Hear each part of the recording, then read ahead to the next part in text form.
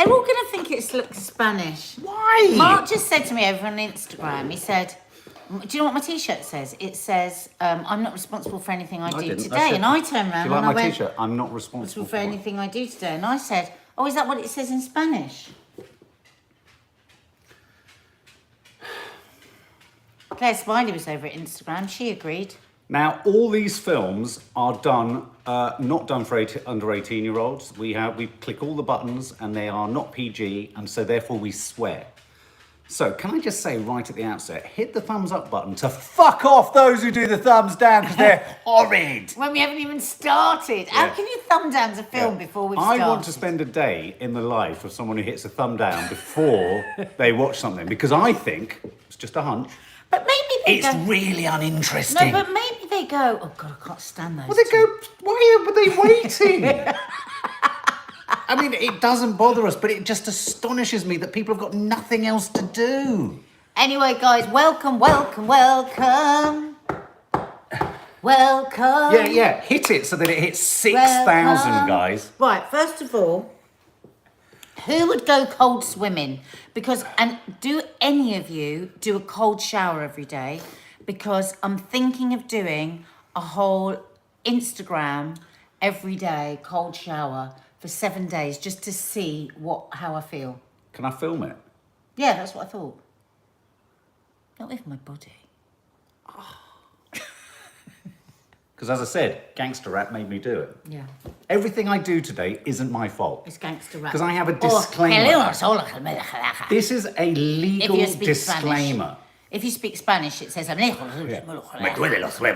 So has anyone ever done cold swimming? Because it is the absolute thing, isn't it? Cold swimming. I mean, even Boris is at it. Boris Johnson, an hour ago, was snapped in the Cornish Sea. Now, we've got a lot of criticisms of Boris. That takes some huevos. That takes huevos. His huevos will have been the size of tiny little olives. With the world's press waiting there to come out and see what he's Now, hang on a minute. I think he's channeling a bit of Bond here, Daniel Craig. Is that his name, Daniel Craig? Is his name Macron? Daniel Craig? No, James Bond. Oh. Macron. Well, I know he's got a row with Macron about sausages. Imagine this. So all the G7 leaders are on that podium by the Carbis Bay Hotel, which we ran around on that beach. Do you remember? We ran around on that beach. That's our hotel. That's our beach. All the leaders are there. And imagine them all standing on that podium that they all stood on yesterday looking like they were going to be beamed up in Star Trek. Didn't you think that? It was like, beam me up, Scotty. And then Boris, walks out of the sea in his trunks. Can't you see it? Dr. No. Well, no, that's part of that was a woman, wasn't it? I think it looks great. Claire Smiley, send your address again to Michelle, because you're right, I haven't written your name down, and that means it must have got lost in my email madness. Every other card ever done has gone out, and including foreign ones. So Claire Smiley's still saying she hasn't got her card? That's what I just said. Oh, it was Claire, sorry. Yeah. Sorry. Am I speaking Spanish? Oh, look, Leslie Smith loves a cold shower, so invigorating. So I've been reading up a lot about this recently. Yeah. And it is good for everything.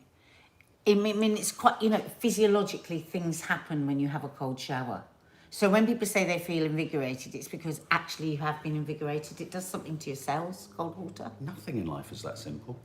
Well, it's not that... Yes, it is. No. But some things are that simple. If you get up in the morning and you had like... Get up in the morning, good protein and good green vegetables and like a nice green tea, you're going to feel better than black pudding, chips and fried egg.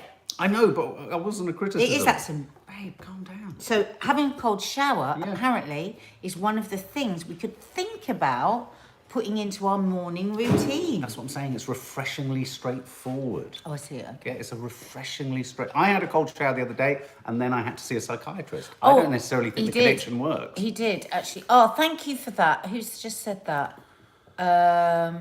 Pixie Petal? Oh, hang on. There's some good ones here. Look. Molly 226 Rose. Dad swims every morning, every day of the year, come rain or shine, in Hampstead Ponds, and has done for 50 years. Followed by a cold shower. And he swears by it. At what point does he get warm? Ever? Does he put anything on? Rachel Louise says, switch to cold for 2 minutes before you get out. Now, I like this because Kiki tried to do hers the other day and she did her hair and everything cold and she said it was horrible.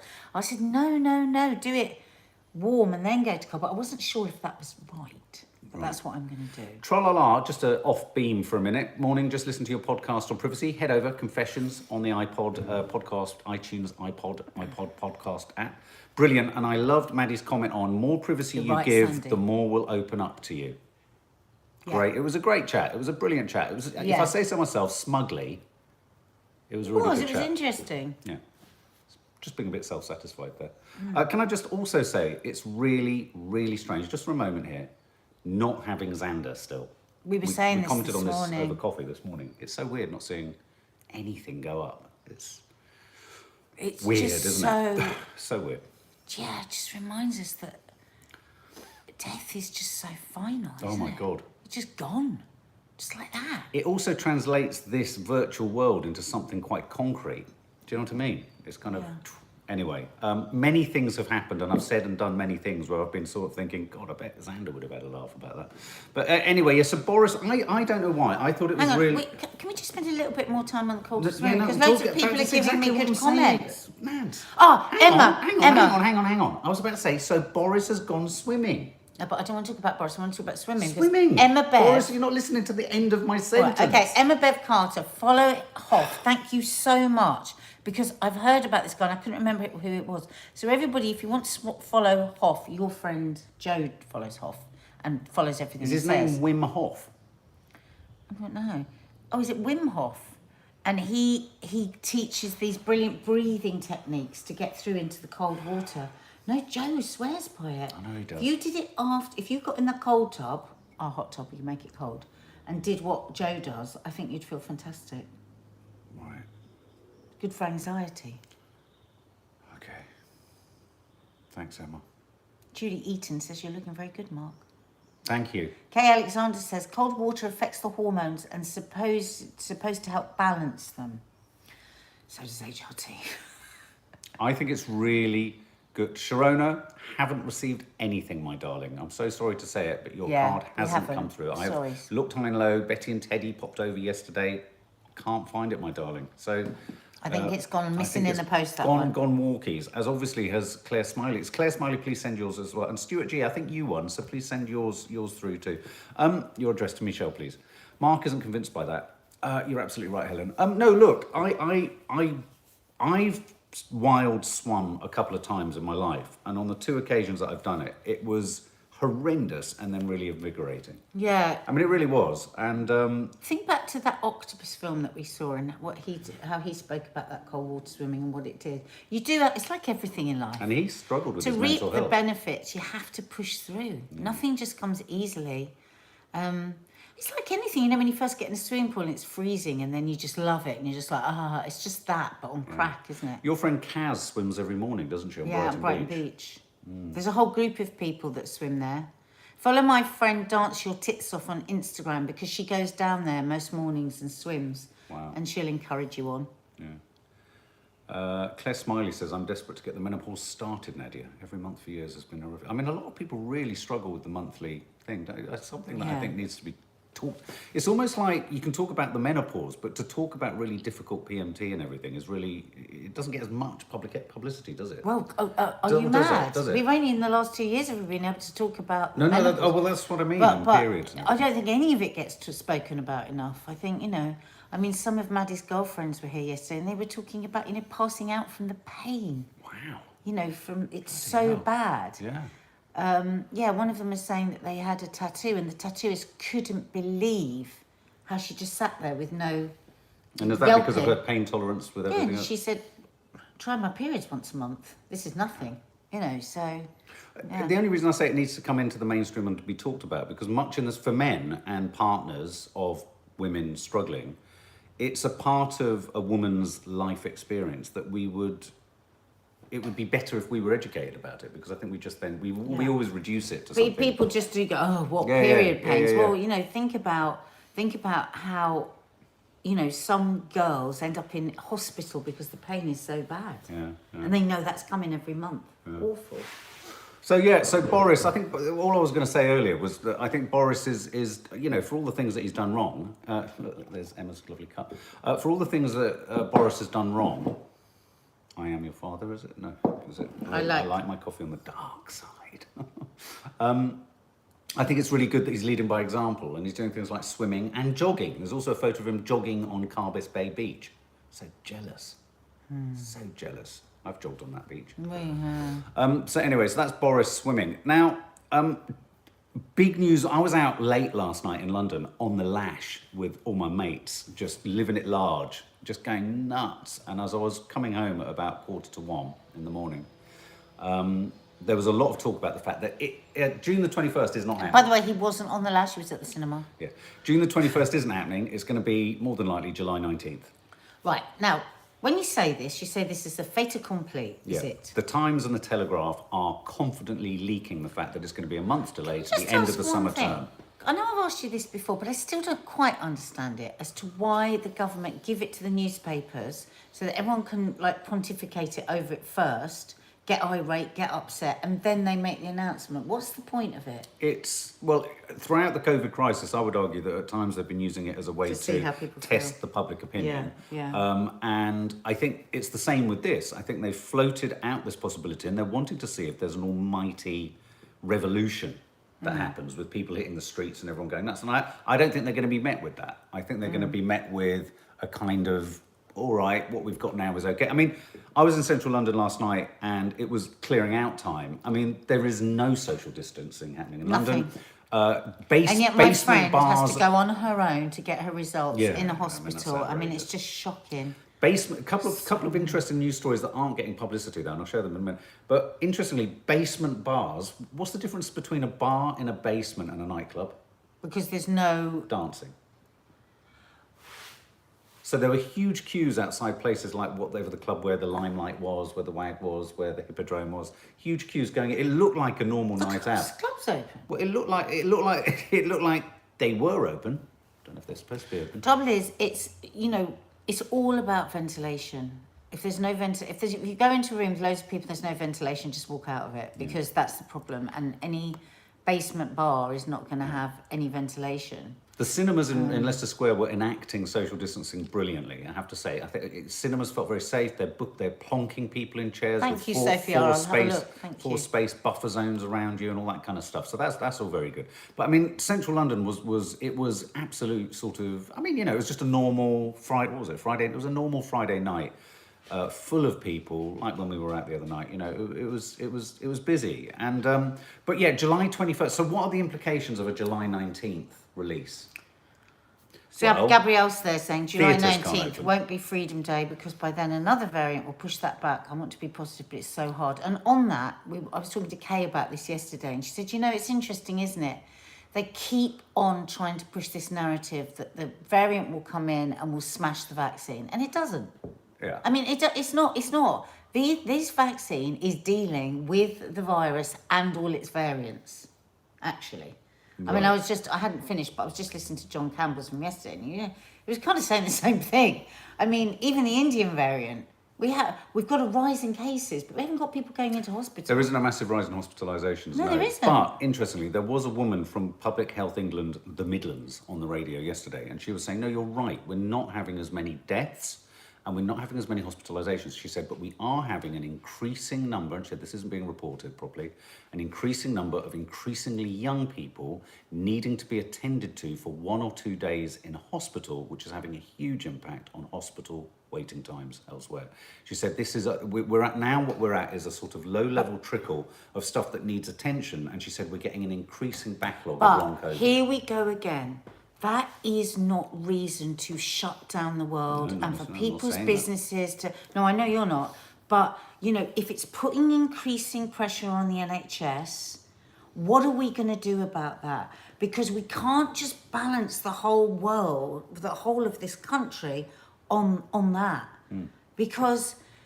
as we know, look at the mental health fucking crisis that's going on. What's that going to do a year down the line? I mean, God help you if you're having a mental health crisis and you haven't got money and you haven't got somebody that loves you to keep pushing and looking and finding. I mean, that is not being spoken about. Absolutely. And like you said today, which I didn't realise, because it looks like, because we're in London, all the pubs and bars and restaurants are very busy, they're expecting like a third of places to close because there's not enough footfall. Yeah. This is a massive fucking deal, and we've got to learn to live with this virus. There's a delayed impact on the hospitality sector. sector. New hospitals. One of the problems for the hospitality sector is that although footfall is up and people are out and there's still a third under. There's still a third less customers in the majority of pubs and restaurants, which means that actually restaurants and all these places can reopen now, but there's going to be a sort of deflation that kicks in where they sort of full of optimism and then they realise that not as many people. I also think the stuffing has been knocked out of a lot of people when it comes to the niccotiness, and I think that's the most important symbolic thing about Freedom Day. I think although lots of people aren't observing it at all now, as I saw last night, and as when lots of people here are saying they've been out and, you know, selfish pricks are not observing it, I think if there's a signal sent out that there's no need for many types of distancing, that's the only way most of these businesses are going to get back to pre-COVID levels, you know. I mean, because it's like the genie's out. There's going to be it's like I always said, if just 10% of people stick with this renewed idea that it's not safe in the world, that has a huge impact on the economy. You know, it's 10% less people doing things. Yeah. So yeah, I think, and obviously the biggest impact is Andrew Lloyd Webber and the theatres, because of course the thing with cinemas is they can open because their margins are so much less. They can have half capacity and they can still be profitable. But theatres, especially the big theatres and indoor theatres, have to sell all their tickets to be able to afford, you know, huge casts, all the props, all the sets, all the staff that have to run front of house and all that kind of malarkey. So it's, you know, a month will be a big issue. But as someone, as Hannah says, though, fans. It's like the football. Kay and I were talking about this yesterday. You know, when it comes to football, there are exceptions made. You know, across the country, there are events like things like sports days. Like that's kids outside, parents not allowed. You know, end of year, parents not allowed outside. And but if you want to go to the football, that's all right. And I think that the longer they go on with this disparity, they're going to lose more and more of us. I mean, they're losing me on this now. I'm just like, I'm sorry. When I think what my friend Hannah's gone through, and anybody that's been diagnosed with anything terrible over this time and having to go into appointments on their own, having to birth babies on your own, and you see that football is okay, I'm losing it now. I just don't agree with the decisions that they're making anymore. Well, Izzy Dorbarn makes a point, and this is kind of the point that the head of the Midlands Health what are they called? Health Authority was talking about. The problem is that hospitals are so overwhelmed with all the other workload that was stopped during COVID. I'm a medical student, and all the doctors are so overwhelmed, even with no COVID cases. Yeah. Now, that's a systemic problem with the NHS that is now. Exactly, and that is terrible, and that is appalling, and every government is culpable within that. Yeah. And something urgently needs to be done about that. And of course, you say you can't just suddenly get loads of doctors and nurses. They have to be trained. But we have a lot that don't have placements. I mean, look at the way all those anesthesiologists were just dumped after the major, the last wave. Right. And we can't just put a pause on everything else because of that. They need to sort out that issue. Totally agree. G7, the G7 is an important thing as well, because they do need to be leading by example, these leaders. And Derry Shaw makes the point that Macron and Biden yesterday were walking along with their arms around each other. You know, I mean, you can't adjust the rules. But we've always known there's been a different rule for them. We've always known it. Let's not forget what's his name when he went to Barnum Castle. You know, that was, as I say, they kind of lost me then when the entire government stood up for him, when he had clearly broken every single rule we were adhering to. So we know it's a completely different rule for all of them. MeTube just made a really important point there, which is, do you remember me having a rant about Pret-a-Manger way earlier on? Quite a few. No, but I had a particular one about Pret. I just don't think they put enough chicken in the chicken. It wasn't particularly about Pret, the company, but it was about the fact that Pret has grown so rapidly over recent years. You could argue it needn't have grown that far. It shouldn't have grown that far. Yeah. It should stop growing that far because it monopolises a marketplace. Exactly. And MeTube's just said there, perhaps we need to not return to the desire to have 4% growth all the time. Yeah. Maybe we need to settle back to 2% growth. Now, I've always been a believer that if you've got this kind of economic growth and all this sort of stuff going on, far better surely for it to be incremental lift rather than a sort of spiky kind of thing that then kind of crashes. Do you know what I mean? And also the other thing that the G7 didn't lead by example on, Boris talking about environmental change, all that kind of malarkey.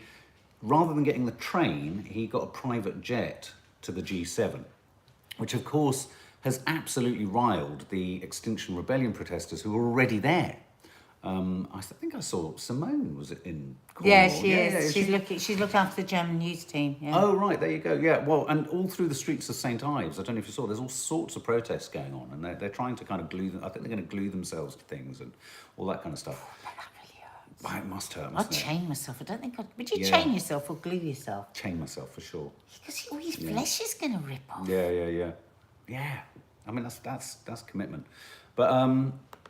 But yes, so, you know, again, it's that thing of saying we want to do this, and I do seem to remember, was it poor old Elton or someone got hammered again for using, you know, private jets? I mean, it's the optics. The entire time, all the way through this pandemic, the wealthy have been flying back and forth in their private jets all around the world. I mean, I was listening to that on LBC, this pilot for huge private jet company was revealed everything that was going on. The Financial Times last weekend was reporting the fact that the biggest growth area is the aeronautical industry of private flights. So this is something else. So whilst the air industry that employs thousands is on its knees, and we all accept that, you know, we need to question the use of fuel and our appetite to travel everywhere. But you've got lots of ordinary people wanting to go on holiday and travel. You've got lots of ordinary people working for BA, Ryanair, all these companies.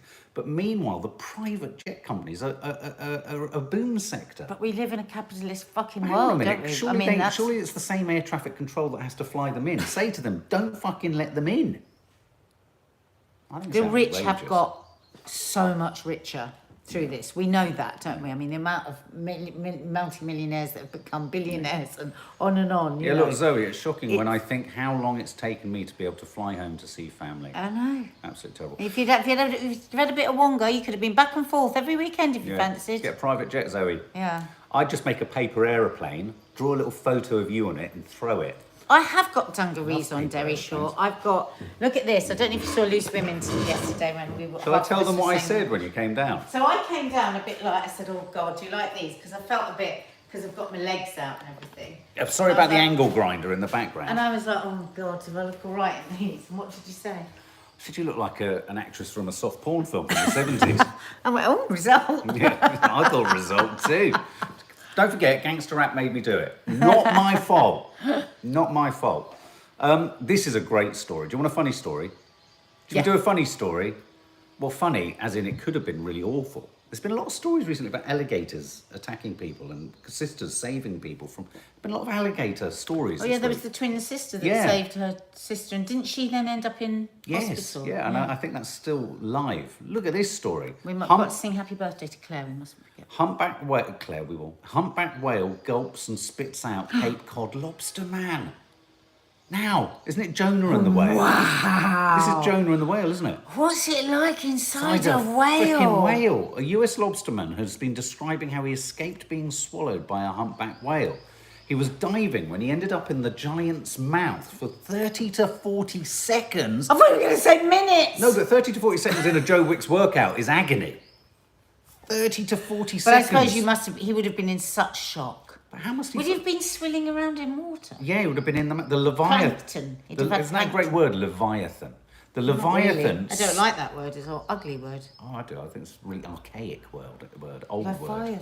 Leviathan, something so big. Yeah, I suppose so. The Leviathan spat him out, and Mr. Packard was left with nothing more than a suspected dislocated knee. It's Pinocchio, it's Jonah and the Whale, isn't it? It's all... Despite his wife's pleas to get another job, he has no plans of giving up a 40-year career. Now... I'd feel a little bit... See, my paranoia would make me think, why didn't he want to eat me? Oh, Mark. Thank God he doesn't have a taste for... It was pitch black, apparently. And he thought he was a great white shark. Then he felt round and didn't find any shark teeth. Oh, my God. Oh, my God. Who is that just told us all that? Thank you, Bobby. Oh, my God, I'm in a whale's mouth and he's trying to swallow me. This is it, I'm going to die. Then all of a sudden he went up to the surface, erupted and started shaking his head. I just got thrown in the air and landed in the water. Oh, yeah, it could feel a little bit rejected. A little bit. A little bit, thank you. Yeah. I mean, you know, why not eat me? What if you'd swallowed it?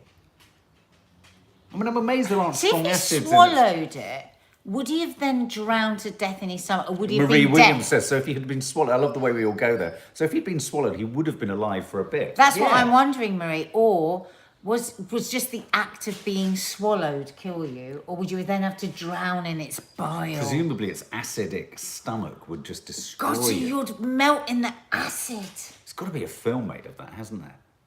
There has to be. Imagine finding yourself... People wouldn't believe it. They'd say it's too ridiculous. Throat is too small to swallow a human. Me tube. Me tube, you know everything. How wide Me is a tube. whale's tube? Just out of Me interest. tube is basically Google. You are Google. That's why she's called Me Tube. So yeah, I just thought, I don't know, humpback whale. Wow. Now That's a great story. that's a great story, isn't it? And he it's Cloda's birthday as well. Can you put I Cloda haven't got in? a pen. Oh, Can Cloda and you Claire. They'll remember. Cloda and Claire. Cloda Can and you Claire. write a note in your phone? No. Okay, Cloda and Claire. Now, Nadia's not a fan of Sex and the City, but I know a lot of you guys Someone are. somewhere can't even swallow big fish. Oh. What? You or a whale? What do they call it if when we eat fish at sushi, what do fish call it when they eat humans raw? Humushi. Humishi. I bet they call it Humanshi. humushi. Have you had Humanshi. I wonder if the whale went, oh, I had a bit of that humashi. It's not very nice. Humishi. Humashi. Together again. So we've had the Friends reunion, which we got vilified for saying that the trailer looked a bit... Did we? Oh, absolutely.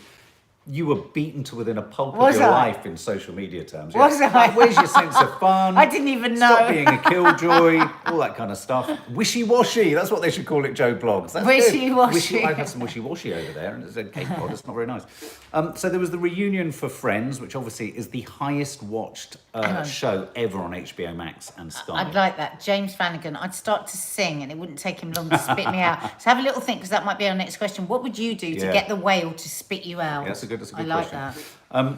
But the Sex and the City... Now, you never were into Sex and the City. Well, I think I just missed the boat and then I couldn't get on it because it was going a bit fast and everybody was already having the party and I hadn't yet even had a single drink. You missed the boat with and Friends then I didn't too. know how... No, I didn't. I had a friend's moment. You've missed a lot of boats. No, I did. I had a friend's moment right at the beginning. And me and my friends at the time in Clapham, I told you, we all used to try and do friends' nights. Right, okay. So you weren't a sort of Kim Cattrall. I don't know what year was Sex and the City. Well, I can tell you exactly what Maybe year I it was was. abroad. I was living with a friend, Chris, and it was my bachelor years for a good 4 or 5 years, and we watched it all the time. What year did it come out? We watched it all the time. Isn't it the 90s? Wasn't it the sort of mid just to trying late to wonder 90s? what I was doing. Anyway, there's a big Sex and the City ran from 98 to 2004. Oh, see, but I don't know where I So was. between 'cause I 98 never and know where I was. 2001, it was How de old rigueur was I? for me and my mate Chris to watch it. We'd watch it all the time because, and I'll tell you why we watched it. It was the only way we felt we could get an insight into women's attitudes to men and sex. Well, that and Loose Women. Yeah, but we weren't into loose women. There was that Right? No. You always have to make such a I point that didn't you know, never but watched we were Loose Women. boys. We're not going to sit there watching loose women, are we? Well, that's where you would have got your real information. Oh, right, yeah. Instead, I just thought I'd marry one of them. Which one did you want to marry? I didn't even know you. I didn't know any of you. No, of Sex and the Oh, City. sorry. I didn't want to marry any of them. Sex and the City. I always had a bit of... I quite liked Sarah Jessica Parker, if I'm honest. I did. But Kim Cattrall was great as well. I loved Kim Cattrall. But apparently she's not in the reunion, is she? No, because they've all had massive fallings Massive out. They don't fallings like out. each other. So do hang they? on. Did anyone else used to watch it? Learn lots about sex watching that programme. Yeah, I did. Like what? What did you learn? I don't know. You learn. Tell me which bit you learned from I Sex can't and the literally, City. not about the literal act. Just remember, guys, Gangster Act made me do it. What I learned about was how women talk about men when men have left. That was shocking. That was an eye opener. Tough. Yeah. I think it probably intimidated me actually. Yeah.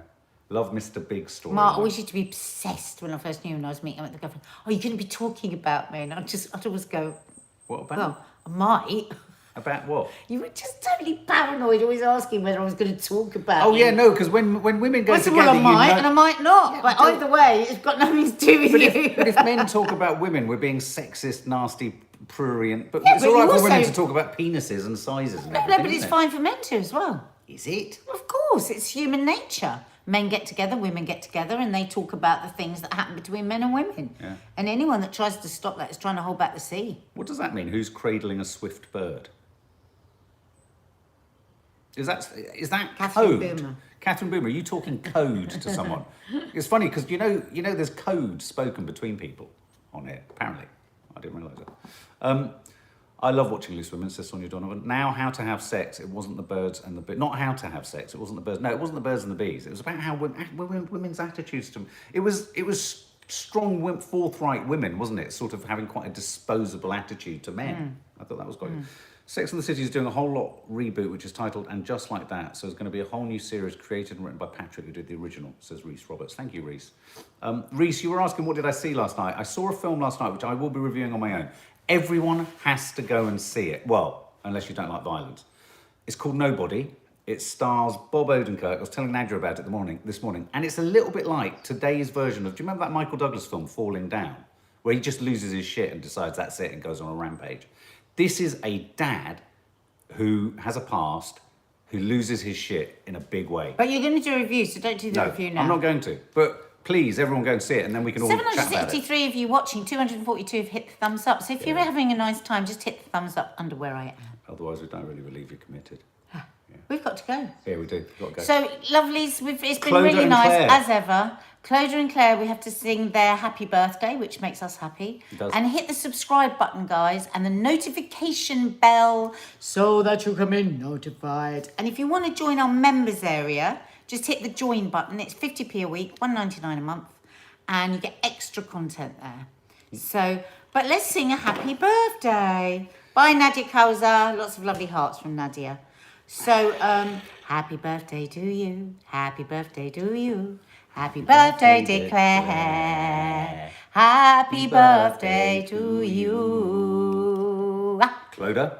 Happy birthday to you. Happy birthday to Is you. it Clodagh Regan? Happy birthday, Clodagh. Clodagh. I love that name, Clodagh. Happy birthday to you. And Fiona Reed. Happy birthday, Fiona. Happy birthday, Fiona. Happy birthday, Fiona. Happy birthday to you. Give us a big hug. Group hug. Group hug. Xander, we were talking and thinking of you this morning. Rest in Xander hug. peace. Sorry for anyone on a great big screen there. That will have been awful. Lots of love, guys. Have a safe day. Some content will be dropping later.